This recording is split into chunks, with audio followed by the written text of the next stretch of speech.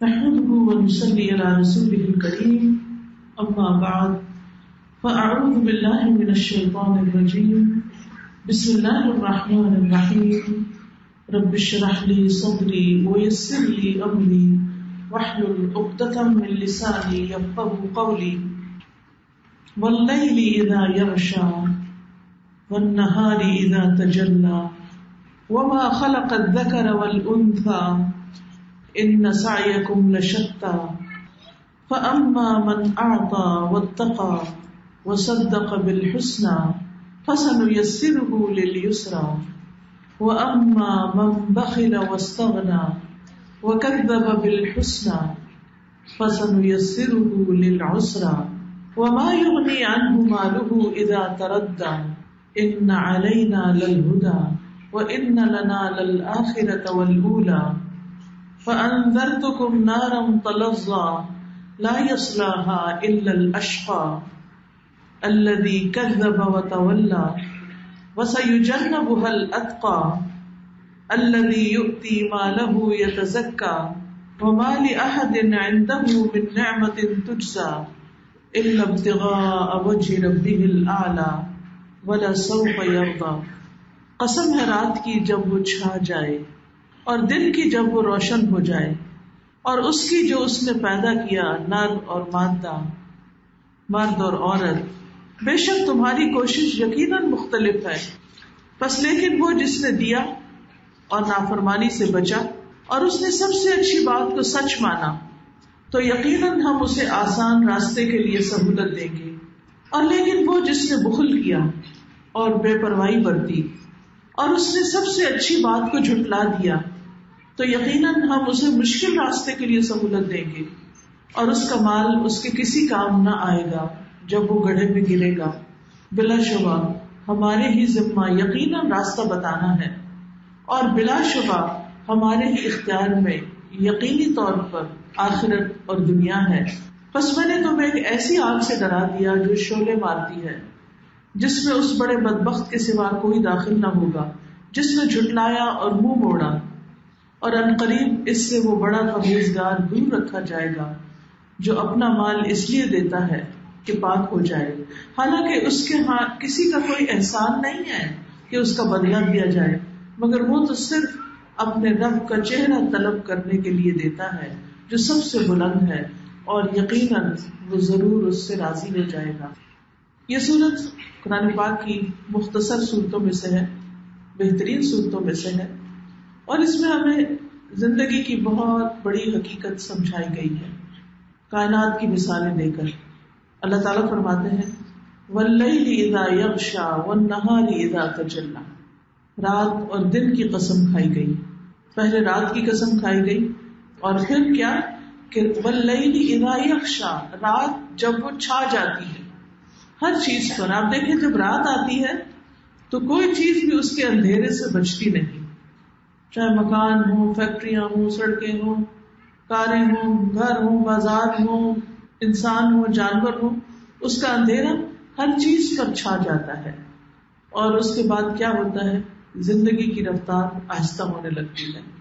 پرندے اپنے گھونسلوں میں سمٹنے لگتے ہیں، انسان اپنے گھروں میں جانے لگتے ہیں اور گھروں میں سے بھی اپنے بستروں پر سمٹنے لگتے ہیں. آرام کا وقت آ جاتا ہے، رات کا اندھیرا چھا جاتا ہے. اس کے ساتھ ساتھ رات کا خوف بھی ہوتا ہے. رات ایک طرح کی فکر اور پریشانی میں بھی اضافہ کرتی ہے. رات ایک سمبل بھی ہے نا امیدی کا، مایوسی کا، پریشانی اور غم کا. جب وہ ہر طرف چھا جاتی، جب کہیں سے کوئی روشنی نظر نہیں آتی. لیکن کیا یہ رات ہمیشہ رہتی ہے؟ کیا کبھی رات ہمیشہ رہی؟ باوجود اس کے کہ وہ چھا جاتی ہے، وہ ہر چیز کو ڈھانپ لیتی ہے، وہ کچھ بھی نظر نہیں آنے دیتی. دیکھنے کے لیے انسان نے مصنوعی لائٹس ایجاد کی ہیں، لیکن جب آسمان پر بھی بادل ہو اور زمین پر بھی کوئی روشنی کا انتظام نہ ہو تو پھر رات کے اندھیرے کو دیکھیں کہ وہ کیسا ہوتا ہے. ستاروں کی روشنی میں بھی وہ اندھیرا کچھ کم ہو جاتا ہے، چاند کی روشنی سے بھی کچھ کم ہوتا ہے اور ہماری مصنوعی روشنیوں سے بھی کچھ کم ہوتا ہے، لیکن وہ مکمل طور پر نہیں جاتا، اس کے اثرات موجود ہوتے ہیں. ایسے میں انسان اپنی طرف متوجہ ہوتا ہے، اپنی حفاظت کرتا ہے، آرام کی سوچنے لگتا ہے. تو باوجود اس کے کہ رات اندھیری ہوتی ہے لیکن اسی میں آرام بھی تو ہوتا ہے، اسی میں سکون ہوتا ہے. اگر رات نہ ہو تو ہم دن میں کام کے قابل نہ رہیں.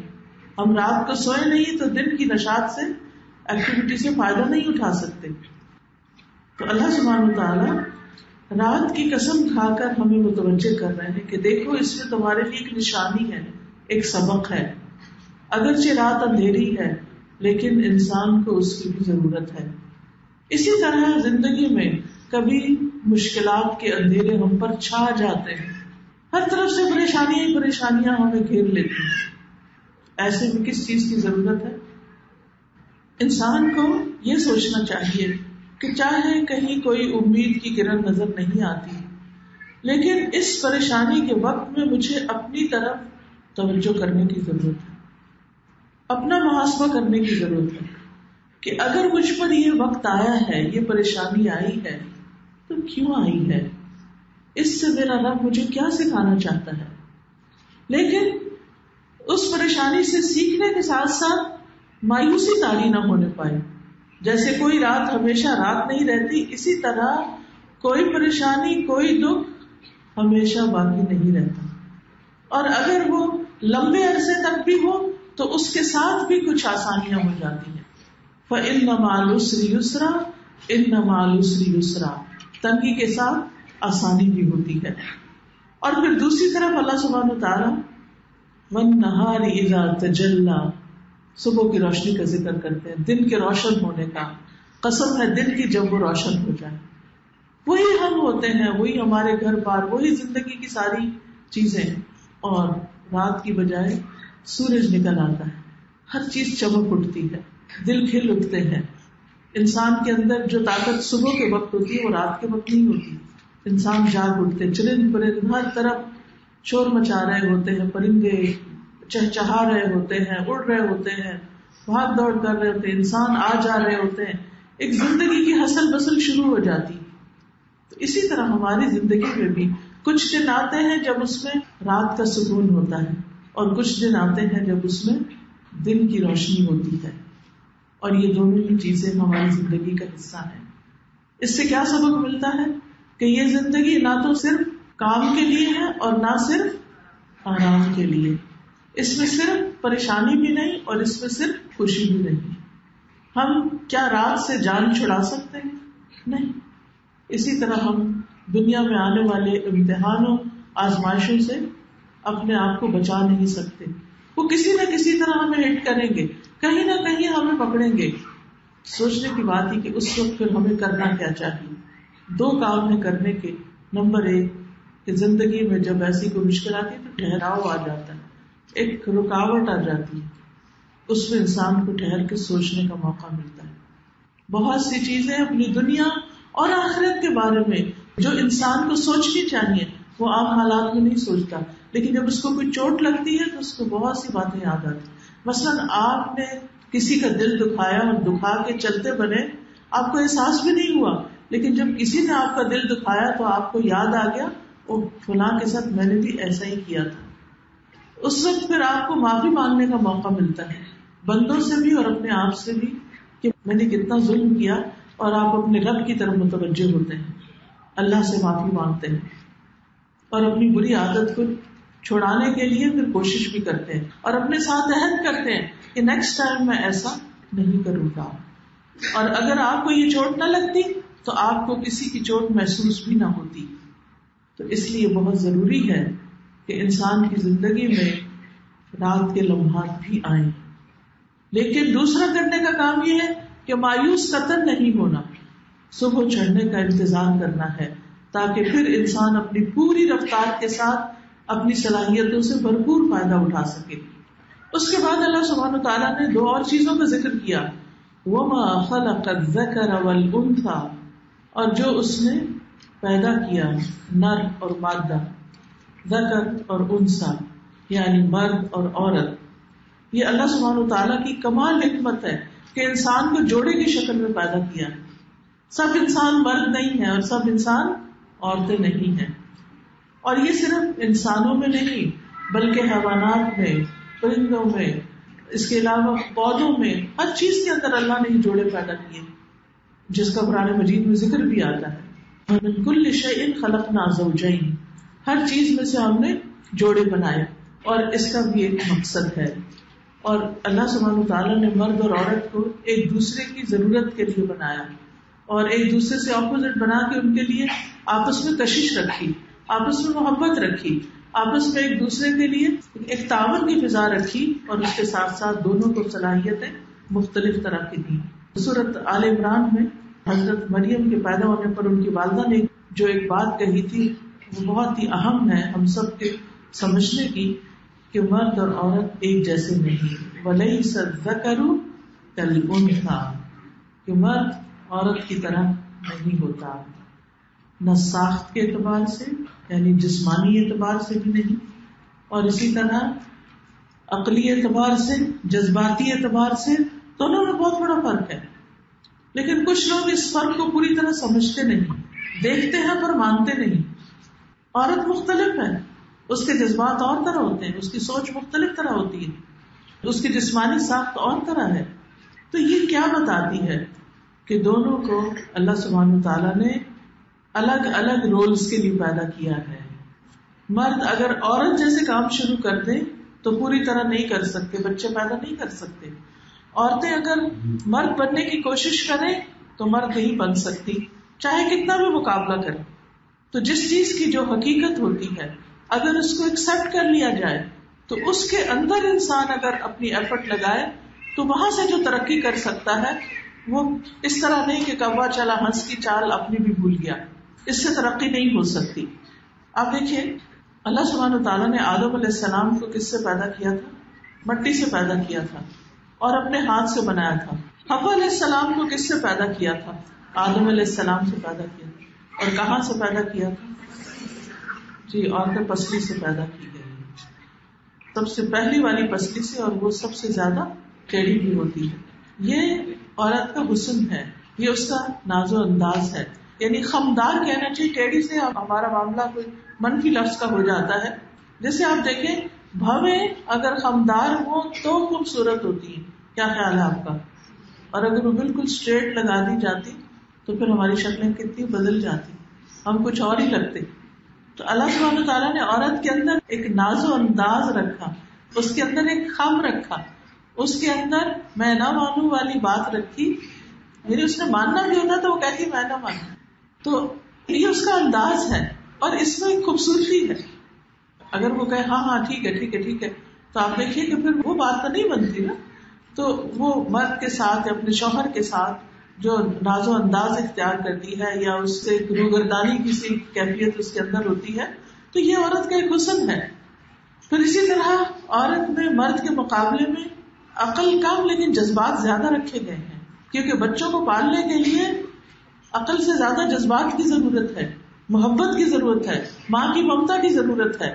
اگر عورت کے اندر بہت زیادہ عقل رکھ دی جاتی تو وہ بچوں کو اٹھا کے کسی اور کو دے دیتی کہ یہ بہت مشکل کام ہے، مجھے نہیں کرنا. اول تو وہ بچہ پیدا ہی نہ کرتی، اس کو پیدا کرنے کی خواہش نہ ہوتی، اور پھر کر لیتی تو پھر دودھ نہ پلاتی، دودھ پلا لیتی تو اس کو پالنے کی مشقتیں نہ اٹھاتی. لیکن یہ سب کچھ کیوں کرتی ہے؟ کیونکہ اس کے اندر ایک ممتا رکھ دی گئی، اس کے اندر ایک محبت رکھ دی گئی.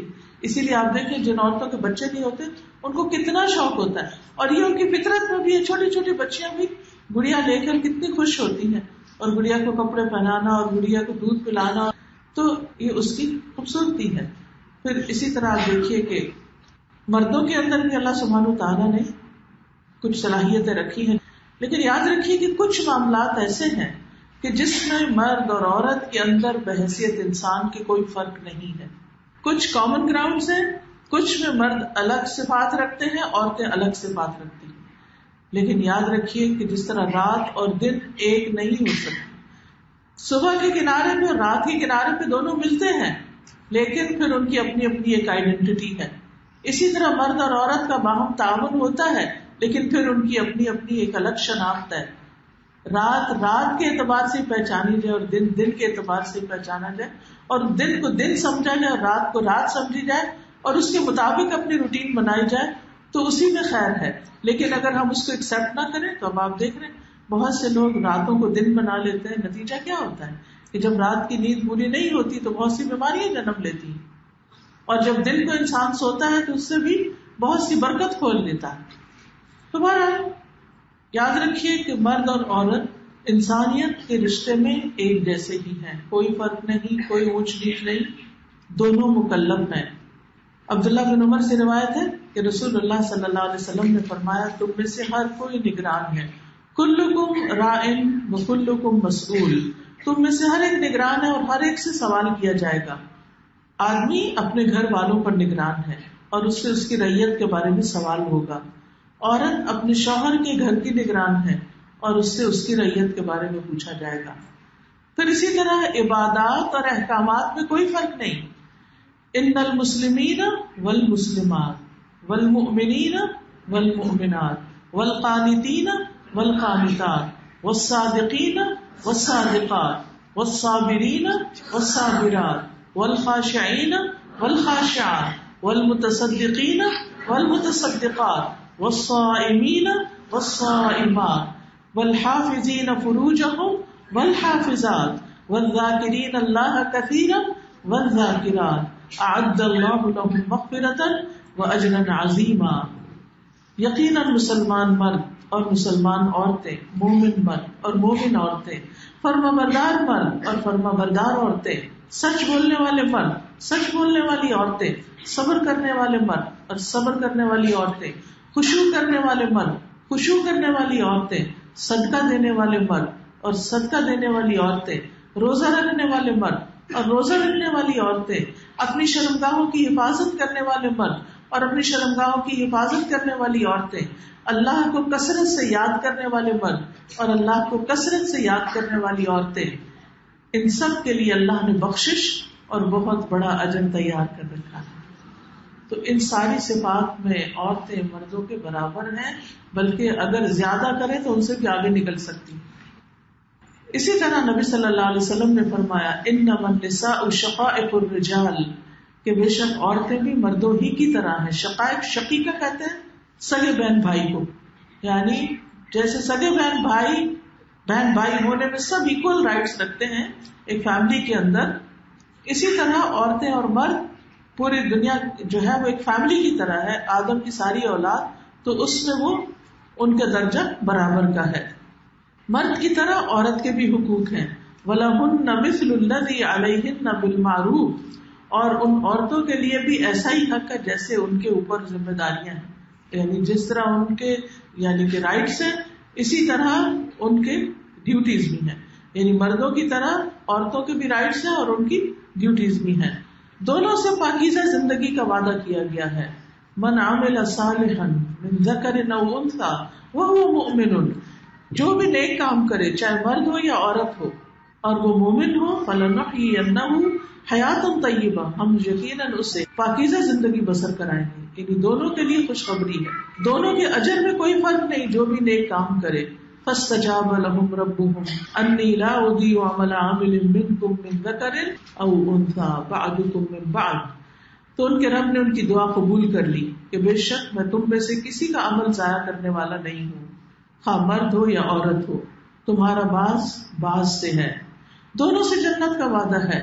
وَمَنْ عَمِلَ صَالِحًا مِنْ ذَكَرٍ أَوْ أُنْثَىٰ وَهُوَ مُؤْمِنٌ فَأُولَٰئِكَ يَدْخُلُونَ الْجَنَّةَ وَيُرْزَقُونَ فِيهَا بِغَيْرِ حِسَابٍ, جو نیک عمل کرے گا خواہ مرد ہو یا عورت, بشرطے کہ وہ مومن ہو, تو ایسے لوگ جنت میں جائیں گے, وہاں انہیں بے حساب رزق دیا جائے گا, بے حساب. دنیا میں انسان کی بڑی خواہش ہوتی ہے کہ میرے پاس اتنا ہو کہ گن نہ سکوں. ہر انسان کی خواہش کیا کہ کتنا رزق ہو, کتنی دولت ہو, کتنی ضرورت سے زائد. یعنی ہم اپنے گھروں میں جب گروسری کر کے لاتے ہیں تو اتنی تھوڑی لاتے ہیں جو ضرورت ہوتی, گن کے تو نہیں لاتے, تھوڑا سا اور ایکسٹرا, تھوڑا سا اور ایکسٹرا. یہ ہمارے اندر ایک فطرت ہے ہماری کہ ہم صرف اپنی نیڈس پر راضی نہیں ہوتے, ہماری وانٹس بہت ساری ہوتی ہیں جن کے لیے ہم اسٹرگل کرتے رہتے ہیں. بہرحال دونوں سے ہی جنت کا وعدہ ہے. پھر نیک عورتوں کی تعریف کی گئی, فالصالحات قانتات حافظات للغیب بما حفظ اللہ. قرآن مجید میں نیک عورتوں کا خاص طور پر ذکر کیا گیا کون کون سی نیک عورتیں ہیں جن کا ذکر قرآن میں آیا ہے؟ حضرت مریم، حضرت آسیہ کا امرات فرعون، اور حضرت عائشہ کا نام نہیں لیا گیا لیکن ان کے بارے میں آیات نازل ہوئی. ٹھیک ہے. اسی طرح امرات عمران، ٹھیک ہے، حضرت مریم کا ذکر تو ہے لیکن امرات عمران بھی، حضرت ہاجرہ، حضرت موسیٰ علیہ السلام کی والدہ، حضرت موسیٰ علیہ السلام کی بہن. جی، تو بہت سی خواتین کا ذکر قرآن مجید میں آیا ہے اور ان کی اللہ تعالیٰ نے تعریف بھی کی ہے. لیکن کچھ معاملات ایسے ہیں کہ جس میں عورت کا درجہ مرد سے زیادہ بھی ہے. وہ کون سی حیثیت ہے؟ ماں کی. Very good. اور قرآن مجید میں خاص طور پر ماں کی تکلیف کا ذکر کیا گیا ہے اور تکلیف کا ذکر کر کے ماں کے ساتھ احسان کا حکم دیا گیا.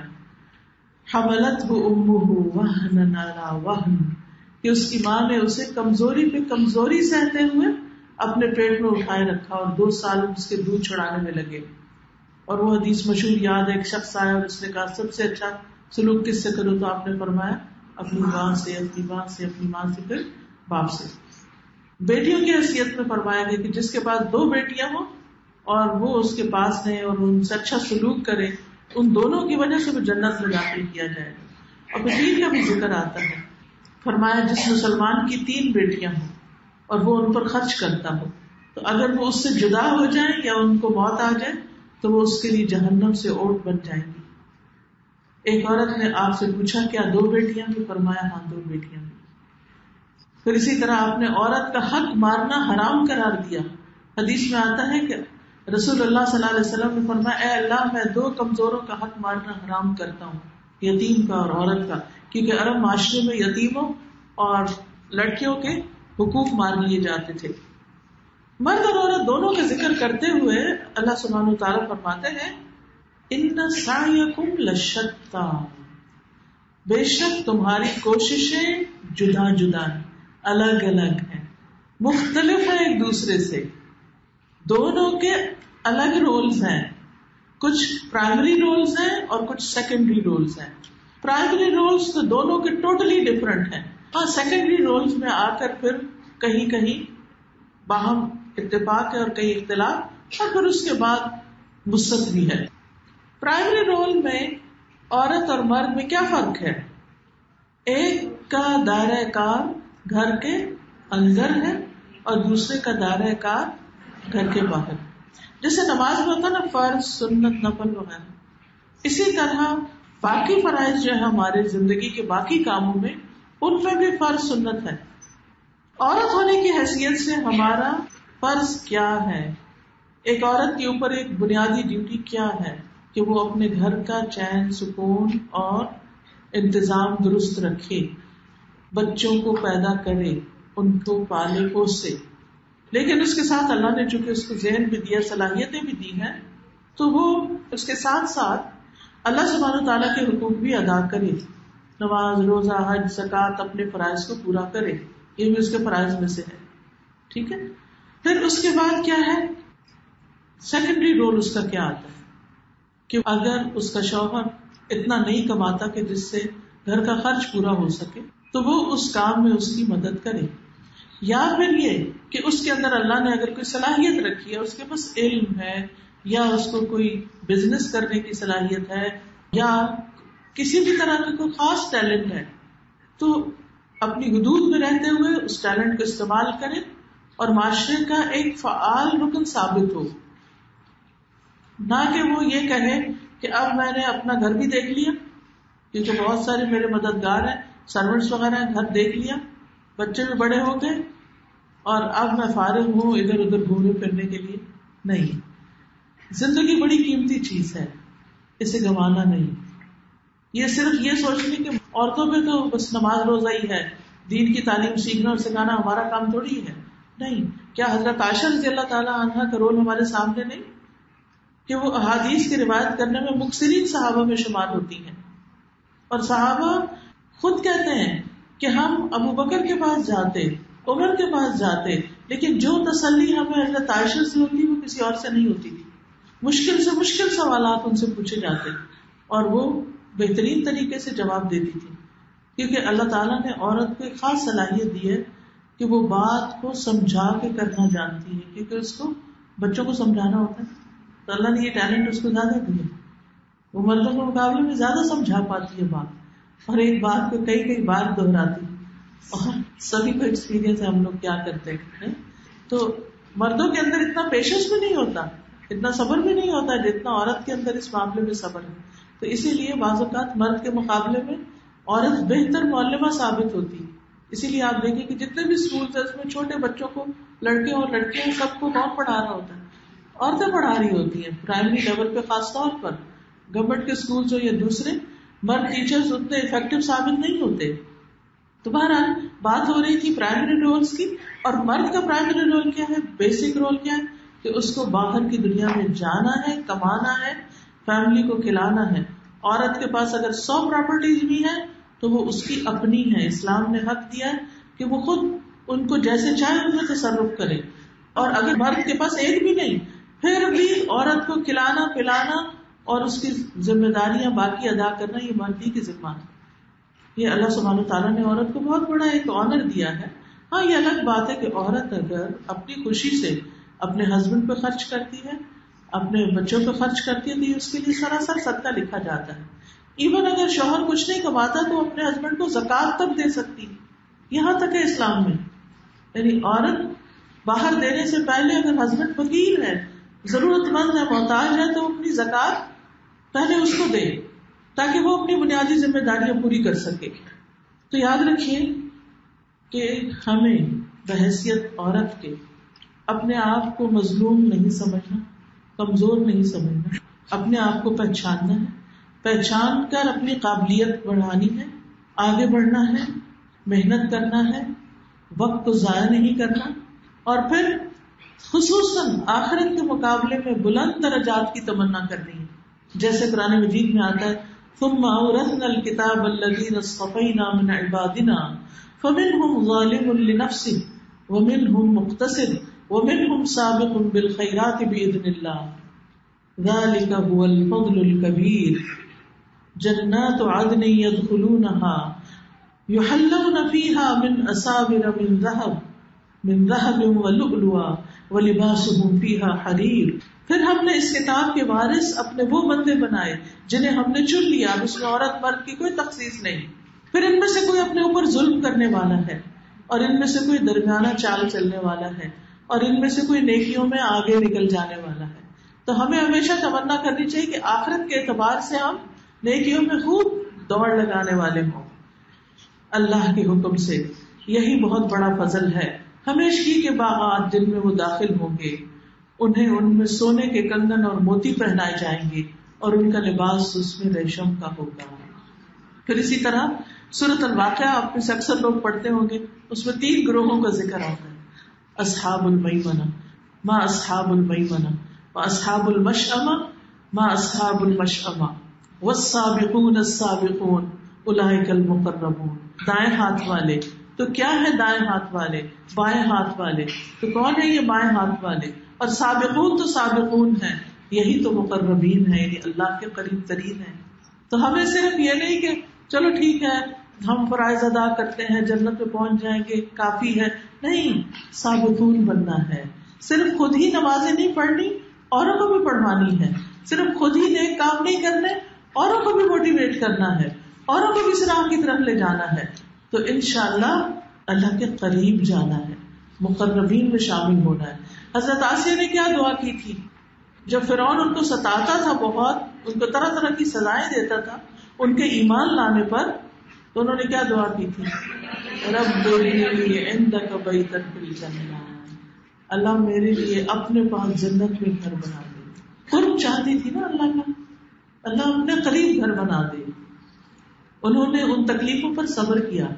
وہ ایک شہزادی تھی، وہ عام عورت نہیں تھی، انہیں دنیا کی ہر سہولت حاصل تھی، لیکن فرعون نے سب کچھ روک لیا کہ تم موسیٰ پر ایمان کیوں لے آئی.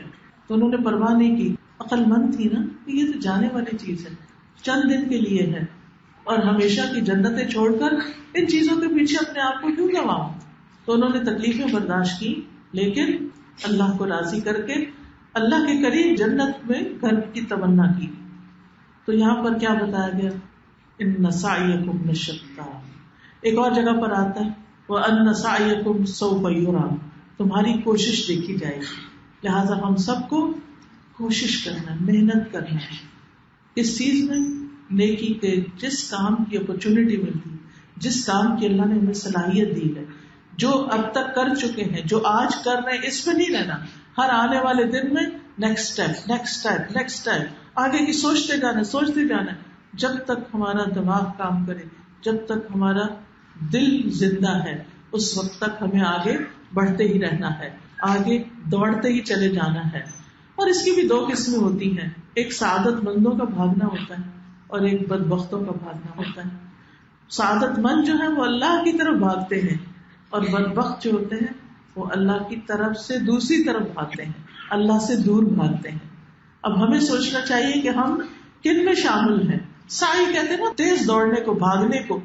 ان سعیکم لشتیٰ، تمہاری کوششیں مختلف، کوئی اللہ کی طرف بھاگ رہے، کوئی اللہ سے بھاگ رہے. سوچئے ہم کیا اللہ کی طرف بھاگ رہے یا اللہ سے بھاگ رہے؟ اللہ کی طرف بھاگنا کیا ہے؟ جب حی علی الصلاۃ، حی علی الفلاح کی پکار آئے تو ہم نماز کی طرف دوڑے. اور کچھ لوگ نماز کی طرف جانے کی بجائے اذان سنتے ہیں وہ بھی، لیکن کچھ اور کاموں کی طرف دوڑ پڑتے ہیں، کچھ اور کرنے لگ جاتے ہیں اور نماز چھوڑ دیتے ہیں. پھر اسی طرح آپ دیکھیے کہ مختلف لوگوں کی دوڑ مختلف چیزوں کی طرف ہوتی ہے، یا اس دوڑ کے مختلف درجے ہوتے ہیں. جو اولمپکس ہوتے ہیں اس میں جو دوڑ کے مقابلے ہو رہے ہوتے ہیں، کبھی آپ نے دیکھے کہ اس میں فرسٹ، سیکنڈ، تھرڈ مختلف طرح کے لوگ دوڑ رہے ہوتے ہیں. جب وہ دوڑ رہے ہوتے ہیں تو ان کی دوڑ کیسی ہوتی ہے؟ کس طرح دوڑتے ہیں؟ ادھر ادھر نہیں دیکھتے، وہ اپنے منزل کی طرف بھاگے چلے جا رہے ہوتے ہیں. اور ان کی خواہش کیا ہوتی ہے؟ ہر دوڑنے والے کی خواہش کیا ہوتی ہے؟ کہ میں سب سے آگے ہوں، میں نمبر 1 پہ ہوں، میں جیت جاؤں. اللہ کی طرف جانے کے لیے بھی ہمیں کیا کرنا چاہیے؟ ایسی ہی خواہش رکھنی چاہیے کہ میں نمبر 1 رہوں. اچھا، یہ دوڑ جو ہے نا، یہ صرف پاؤں سے دوڑنا نہیں ہے، یہ پاؤں سے بھی نیکی کے کاموں کی طرف دوڑنا ہے، لیکن اس میں دل کی دوڑ بڑی اہم ہے. کہ ہمارے دل میں تمنا کیا ہے، ہمارے دل کی خواہش کیا ہے، ہم کہاں تک پہنچنا چاہتے ہیں، کہاں تک جانا چاہتے ہیں. اور پھر اس میں آپ دیکھیے کہ بعض اوقات ہماری دوڑ صرف اپنی ذاتی خواہشات کی طرف ہوتی ہے، ہمارے دل خواہشات سے بھرے ہوتے ہیں، بس اسی طرف دوڑتے رہتے ہیں. اور کچھ لوگ خواہشات کو، نیند کو، آرام کو قربان کر کے اللہ کی طرف دوڑ لگا رہے ہوتے ہیں. اللہ سبحانہ تعالیٰ فرماتے ہیں اے ابن آدم تو میری طرف کھڑا ہو، میں تیری طرف چل کے آؤں گا. صرف کھڑے ہو جاؤ، میں چل کے آؤں گا. تو میری طرف چل کر آ، میں تیری طرف دوڑ کر آؤں گا. تو جو اللہ کی طرف چلتا بھی ہے، اللہ اس کی طرف دوڑتا ہے. کتنی بڑی سعادت ہے، کتنا بڑا آنر ہے. اور پھر اگر کوئی ایک بالش چلتا ہے تو اللہ تعالیٰ 1 گز اس کے قریب ہو جاتے ہیں، اور جو گز قریب ہوتے ہیں تو اللہ تعالیٰ فرماتے ہیں دونوں ہاتھوں کے پھیلاؤ کے برابر میں اس سے قریب ہوتا ہوں. اور اگر وہ چل کے میری طرف آتا ہے تو دوڑ کر اس کی طرف آتا ہے. بعض لوگ نیکی کے ہر میدان میں آگے ہوتے ہیں، وہ صرف ایک چیز کی طرف ہی نہیں ہوتے، انہیں جو نیکی کا موقع ملتا ہے وہ اس کی طرف دوڑ پڑتے ہیں. ابو ہریرہ کہتے ہیں کہ رسول اللہ صلی اللہ علیہ وسلم نے ایک دفعہ ہم سے پوچھا، فجر کے بعد آپ تشریف فرما ہوتے تھے اور لوگوں سے مختلف طرح کی بات چیت کر کے، اور وہ بھی تربیہ کی مجلسیں ہوتی تھی. آپ نے پوچھا آج تم میں سے کس نے روزہ رکھا ہے؟ ابو بکر نے فرمایا میں نے. آپ نے پوچھا آج مریض کی عیادت کس نے کی؟ ابو بکر نے کہا کہ میں نے. آپ نے فرمایا تم میں سے جنازے میں کس نے شرکت کی؟ ابو بکر رضی اللہ عنہ نے کہا میں نے. آپ نے پوچھا آج کس نے مسکین کو کھانا کھلایا؟ ابو بکر نے کہا کہ میں نے. آپ نے فرمایا جس شخص میں یہ ساری چیزیں جمع ہو جائیں وہ جنت میں ضرور جائے گا. ایک دن میں جو یہ ساری نیکیاں کر لے وہ جنت میں ضرور جائے گا. اچھا، ہم اگر کسی بیمار کی عادت کرنے آئے ہیں تو پھر کہتے ہیں آج تو ہم نے بڑے نیکی کا کام کر لیا، اتنا ہی کافی ہے. اور اگر ہم نے کسی کو کھانا کھلا دیا تو ہم سوچتے ہیں کہ اتنا ہی کافی ہے. نہیں، ہر نیکی میں آگے بڑھنا ہے اور خیر کی کنجیاں بننا ہے، شر کی کنجیاں نہیں بننا.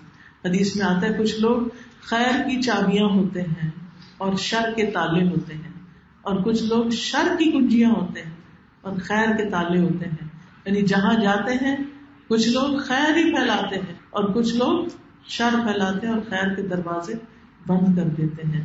بس خوشخبری ہے اس کے لیے جس کے ہاتھ پر اللہ نے خیر کی راہیں کھول دی, اور ہلاکت ہے اس کے لیے جس کے ہاتھ پر اللہ نے شر کی راہیں کھول دی.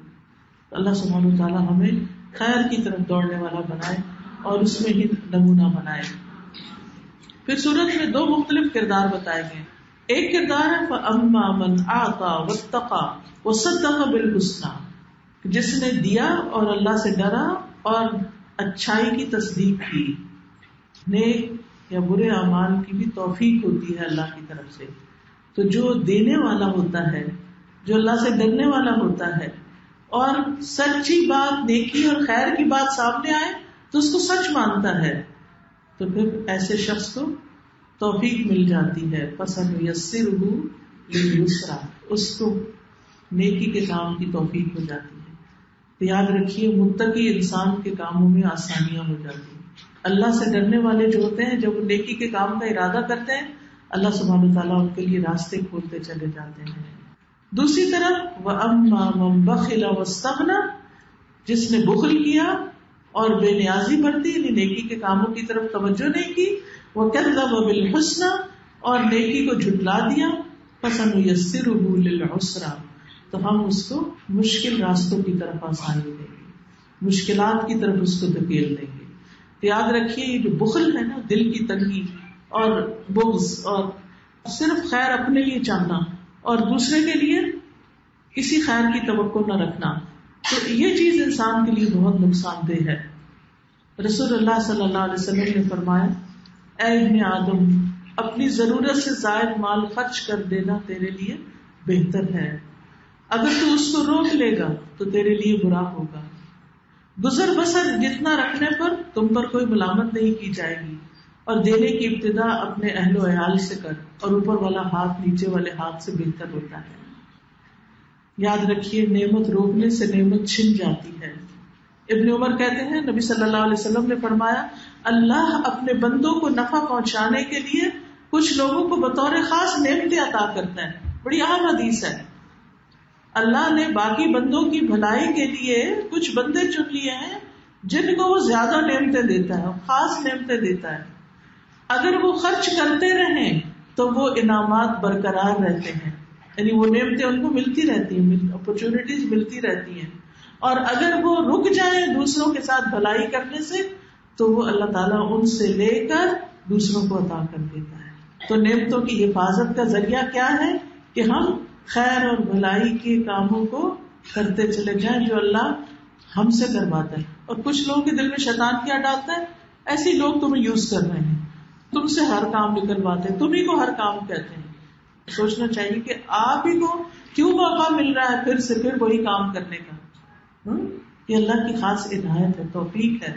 فَسَنُيَسِّرُهُ لِلْيُسْرَىٰ ہے, ورنہ تو انسان کے لیے برائیوں کے راستے بھی آسان ہو سکتے ہیں. اور پھر یہ بتا دیا گیا کہ وَمَا يُغْنِي عَنْهُ مَالُهُ إِذَا تَرَدَّىٰ, کہ انسان کا مال اس کو فائدہ نہیں دے گا جب وہ خود ہلاک ہو جائے گا. جہنم میں جانے تک, مرنے کے وقت مال کام نہیں آتا. پھر فرمایا إِنَّ عَلَيْنَا لَلْهُدَىٰ, بے شک ہدایت ہماری ذمہ ہے. یاد رکھیے ہدایت کی 2 قسمیں ہوتی ہیں, ایک ہدایت توفیق ہوتی ہے اور اس پر اللہ کے سوا کوئی بھی قادر نہیں کہ اللہ تعالیٰ کسی کو ہدایت کی توفیق عطا کرے. اور دوسری ہدایت ارشاد ہوتی ہے کہ راستہ دکھانے کی ہدایت, اور یہ بھی اللہ ہی کی طرف سے ہوتی ہے. اور یہ مخلوق کی طرف سے بھی ہوتی ہے کہ پیغمبر لوگوں کو راہ بتاتے ہیں, نیک لوگ علماء وغیرہ لوگوں کو ڈائریکشن دیتے ہیں. توفیق اللہ دیتا ہے اور راستے لوگ بتاتے ہیں, نیکی کے راستے. تو اللہ سبحانہ وتعالیٰ ہمیں ان لوگوں میں شامل کر لے کہ جو لوگوں کو خیر اور بھلائی کی طرف لے جانے والے بن جائیں. لیکن اصل ہدایت تو اللہ ہی کے ہاتھ میں ہے. اِنَّ هُدَى اللَّهِ هُوَ الْهُدَىٰ, انبیاء رہنمائی کر سکتے ہیں, بول کے ہدایت نہیں پلا سکتے کسی کو, نہ اپنے بچوں کو نہ کسی اور کو. اللہ سبحانہ وتعالیٰ نے نبی صلی اللہ علیہ وسلم سے فرمایا تھا إِنَّكَ لَا تَهْدِي مَنْ أَحْبَبْتَ, جس سے آپ محبت رکھتے ہیں اس کو آپ ہدایت نہیں دے سکتے. وَإِنَّ لَنَا لَلْآخِرَةَ وَالْأُولَىٰ, آخرت اور دنیا ہمارے ہی لیے ہے. یاد رکھیے آخرت ہی اصل دار القرار ہے, اصل گھر ہے. دنیا عارضی مقام ہے, وقتی گھر ہے. عقل مند وہ ہے جو آخرت کے گھر کو سجا لے, بنا لے. فَأَنذَرْتُكُمْ نَارًا تَلَظَّىٰ, میں نے تم کو ڈرایا آگ کی لپٹ سے. آگ کی وہ لپٹ جس کے بارے میں دوسری جگہوں پر آتا ہے کہ وہ چہروں کو جلس دے گی, کھال ادھیڑ دے گی, یہ مسلسل بھڑکائی جانے والی آگ ہے, اور اعمال کے مطابق انسان کو پکڑے گی. اور سب سے ہلکا عذاب اس کا ہوگا جس کے پاؤں کے نیچے آگ کا انگارہ ہوگا, جس سے اس کا دماغ ہنڈیا کی طرح کھول رہا ہوگا. اللہ تعالیٰ ہم سب کو اس سے محفوظ رکھے. لا یصلاھا الا الاشقی, سب سے بدبختی اس آگ میں جائے گا. اور کون ہے وہ؟ الذی کذب, جس نے حق کو جھٹلا دیا, وتولی, اور نیکی سے منہ موڑ گیا. یعنی نیکی کے کام اس کے سامنے ہیں, اپرچونٹیز ہیں, لیکن وہ ان کو پسند ہی نہیں کرتا. وَسَيُجَنَّبُهَا الْأَتْقَى, اور سب سے زیادہ اللہ سے ڈرنے والا اس سے بچا لیا جائے گا. الَّذِي يُؤْتِي مَالَهُ يَتَزَكَّى, وہ مال اس لیے دیتا ہے کہ پاک ہو جائے, اپنے آپ کو گناہوں سے پاک کرنے کے لیے, خود کو جہنم کی آگ سے آزاد کرنے کے لیے, کیونکہ مال دینے میں خیر ہے اور روکنے میں شر ہے. پھر دوسروں پر خرچ کرنے والے ہر مال پر اجر ہے, چاہے آپ کسی بھی طرح کسی کی مدد کرتے ہیں, کھلاتے ہیں, پلاتے ہیں, پہناتے ہیں, تعلیم دیتے ہیں, کچھ بھی کرتے ہیں, آپ کے لیے فائدہ ہی فائدہ ہے. چاہے آپ اپنے گھر والوں پہ خرچ کرتے ہیں, وَمِمَّا رَزَقْنَاهُمْ يُنْفِقُونَ, نبی صلی اللہ علیہ وسلم نے فرمایا افضل دینار وہ ہے جو آدمی اپنے اہل و عیال پہ خرچ کرتا ہے, بیوی بچوں کی ضرورت پوری کرتا ہے. پھر وہ جس کو اللہ کے راستے میں اپنے جانور پر خرچ کرتا ہے, اور آج کل تو گاڑیاں وغیرہ, یعنی دین کے کام میں نکلنے کے لیے اپنا پیٹرول اور اپنا کرایہ جو دیتا ہے. اور وہ دینار جو اپنے ساتھیوں پر اللہ کے راستے میں خرچ کرتا ہے. آپ دیکھیے اللہ کے راستے میں آپ کے جو دوست ہوتے ہیں, دین کے دوست, ان پر جو آپ مال خرچ کرتے ہیں, ان کو کھلانے پلانے یا کسی بھی طرح, وہ بھی بہترین دینار ہے. ابو قلابہ نے کہا آپ نے عیال سے شروع کیا. پھر ابو قلابہ نے کہا اس سے بڑھ کر کس آدمی کا ثواب ہے جو چھوٹے بچوں پہ خرچ کرتا ہے اور ان کو سوال کی ذلت سے بچاتا ہے, یا اللہ اس کے ذریعے ان کو فائدہ پہنچاتا ہے اور غنی کر دیتا ہے. تو یاد رکھیے اپنے آپ کو آگ سے بچانے کے لیے مال خرچ کرنا چاہیے. وَمَا لِأَحَدٍ عِندَهُ مِن نِّعْمَةٍ تُجْزَىٰ, اور اس کے پاس کسی کا احسان نہیں جس کا وہ بدلہ دے رہا ہے. یعنی بعض لوگوں پر آپ اس لیے خرچ کرتے کہ انہوں نے آپ پر کیا, لیکن بعض پر آپ خرچ کرتے یہ سوچ کے نہیں کرتے کہ انہوں نے آپ کے ساتھ کیا کیا اور کیا نہیں کیا. اب صرف إِلَّا ابْتِغَاءَ وَجْهِ رَبِّهِ الْأَعْلَىٰ, اپنے رب کا چہرہ چاہنے کے لیے, اللہ کو دیکھنے کے لیے, اس شوق میں یہ جو اللہ نے دیا اس کو ہٹاتے جائیں, اس کے راستے میں خرچ کرتے جائیں تاکہ ہم اس کو دیکھ سکیں. کیونکہ انسان جب اللہ کو دیکھے گا باقی سب چیزیں بہت چھوٹی ہو جائیں گی. وَلَسَوْفَ يَرْضَىٰ, تو وہ ضرور اس سے راضی ہو جائے گا. یعنی جو اللہ کی رضا کے لیے خرچ کرتا اللہ اس سے راضی ہو جائے گا. تو یاد رکھیے اعمال کی قبولیت کی شرط بھی یہی ہے کہ انسان اللہ کی رضا کے لیے دوسروں پر مال خرچ کرے. حدیث میں آتا ہے بے شک تو جو کچھ خرچ کرے اور اس سے نیت یہ ہو کہ اللہ کا چہرہ ملے تو تجھے اس کا اجر ملے گا, یہاں تک کہ تو اپنی بیوی کے منہ میں بھی اگر لقمہ ڈالے تو اس پر بھی اجر ہے. تو اصل چیز کیا ہے؟ اللہ کی راہ میں خرچ کرنا. اللہ تعالیٰ ہم سب کو اس کی توفیق عطا فرمائے. سبحانک اللہم و بحمدک, اشہد ان لا الہ الا انت, استغفرک و اتوب الیک. السلام علیکم و رحمۃ اللہ وبرکاتہ.